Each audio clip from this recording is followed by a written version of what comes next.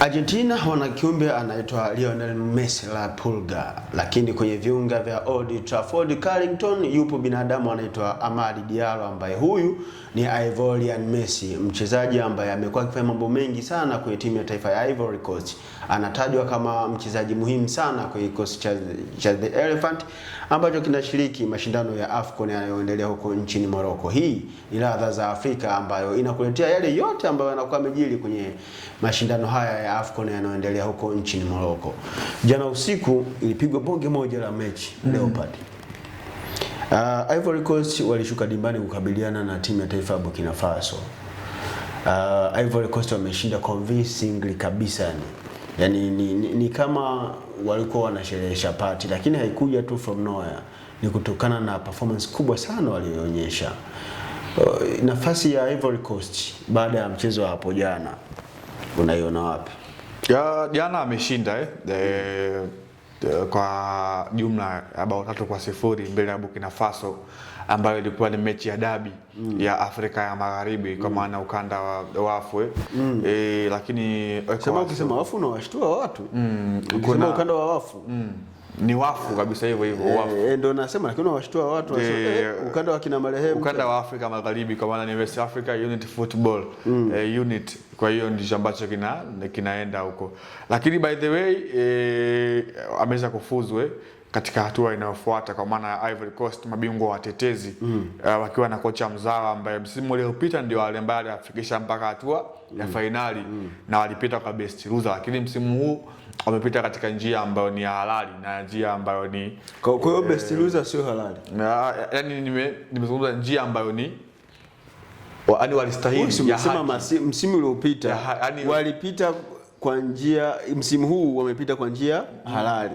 Sasa kwa hiyo msimu uliopita ambao wao walikuwa wenyeji hawakuwa halali, best loser wamepita kwa alama 2. Nimetolea tu sawa, tuendelee. Kwa hiyo ukisema alama 2 tunamaanisha timu yangu ya taifa. Hiyo umesema wewe. Sawa, mimi nimesema best loser wamepita kwa alama 2. Wanetu wanafika na ndege kesho. Kesho. Kwa hiyo bwana anakwenda kukupiga na Misri katika hatua ya robo finali. Unaona anakwenda kukipiga na mabingwa wa muda wote wa hii michuano kwa maana ya Misri, wakiwa chini ya kocha Osama Hassan pamoja na ndugu yake Ibrahim Hassan ambao ndio wanaunda benchi la ufundi la timu taifa ya Misri. So inakwenda kuwa mechi ngumu, lakini kongole kwa Ivory Coast kuweza kuonesha nia ya kutetea ubingwa wao na kusema kwamba msimu uliopita wa AFCON hawakubahatisha, kwamba ilikuwa ni fomu yao ya muda wote, kwa maana hivi sasa Didier Drogba na fly ya Toure na fly kuona kile ambacho walikifanya. Wanakwenda vijana wa kipindi hiki wanakwenda kukirithisha. Na nimemkumbuka mtu mmoja alikuwa anaitwa Gervinho, unamkumbuka? Amechezea Arsenal Gervinho bwana, juzi nikana pitia AFCON 2012 michuano ambayo ilifika finali Zambia na Ivory Coast. Nikawa nashuhudia ile mkwaju ya penalty bwana. Wewe ulikuwa hujazaliwa hapo. Wewe acha mambo yako. Nikawa napitia pale nini, nikamwona bana Gervinho alipiga penalty mnazi, na baadaye Stupila Sunzu, mlinzi huyu wa Zambia ambaye mpaka hivi sasa tulikuwa tukimshuhudia, lakini kwenye collab ya AFCON hajakuepo kutokana na umri, ndio akapiga penalty ya mwisho ambayo ikawapatia ubingwa Zambia wa michuano ya AFCON kabla ya ajali kubwa kuweza kutokea timu taifa ya Zambia hapo baadaye.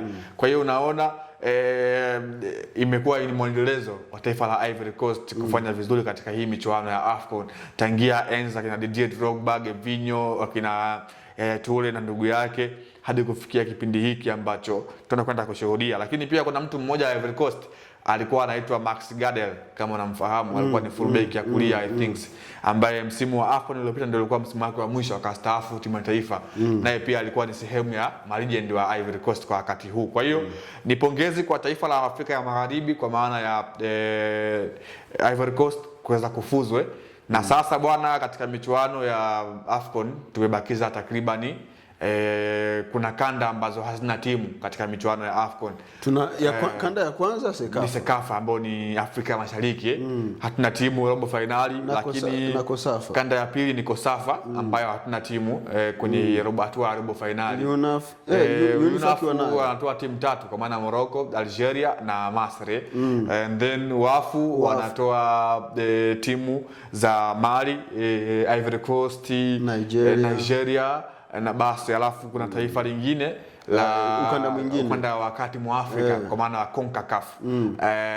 I mean UNIFAC wanatoa kanda ya Cameroon, ndiko bako wanatokea huko. Kwa hiyo kanda 2 kwenye zile 5 hazina timu wakilishi katika hatua ya robo finali. Lakini imekuwa ni mchezo mzuri, lakini pia kwenye mchezo mwingine jana Kongo na Algeria very sad. Sanandela limeanguka bwana.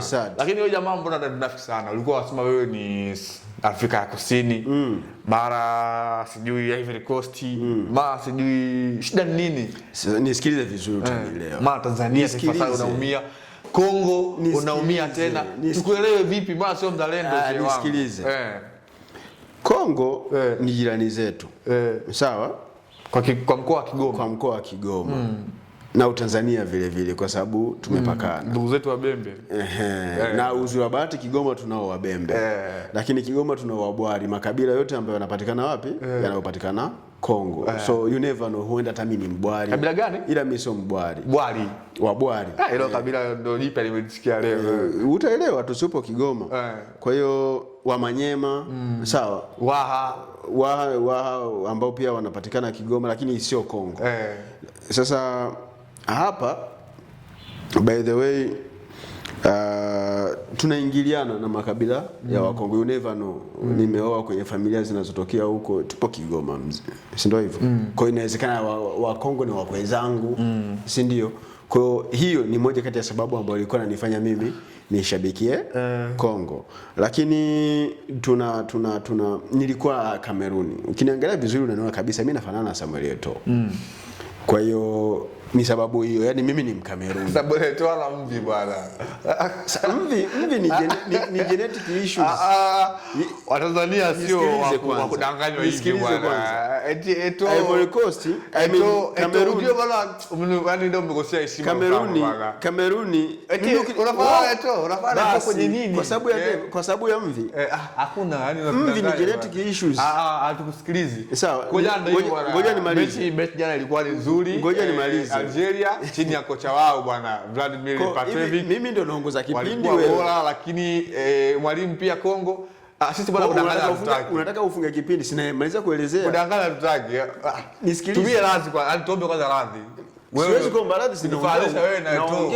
Eto'o na mvi, hata wewe na mvi jamani. Sawa. Hii ni genetic issue. Yaani na sikuomba ije. Na Mwenyezi Mungu amenibrace. Mwenyezi Mungu ameona mimi na busara nitakutana na watoto kama wewe nije kuwaongoza. That's why akalipa ndevu na mvi ili nitumie busara za ndevu na mvi kuwaongoza watu kama wewe. Sasa cha msingi ni hiki. Kongo nishatoa sababu. Kameruni ukiniangalia kwa mbali nafanana na Samuel Eto'o. Kwa hiyo mimi ni Mkameruni. Kwa sababu asili yangu ipo huko. Ndio. Lakini South Africa kwa sababu to be honest unapenda mapiano. Kuna interaction baina ya mimi na watu wa South Africa. Kwa hiyo ushikaji upo. Sawa? Sasa la mwisho timu yangu bado ipo Kameruni. Kwa hiyo sijaruka. Sawa, mimi ngoja. Mwisho kabisa ni hili bingwa. It's either Nigeria kwa sababu alikuwa kundi moja na Tanzania. Morocco kwa sababu amemtoa Tanzania hata kama ni kwa wizi na Kameruni kwa sababu ndiye atakayemtoa nani? Ivory Coast ambaye atamtoa Morocco ambaye alitudhulumu sisi. Kwa favorite hapa kwa bingwa Kameruni.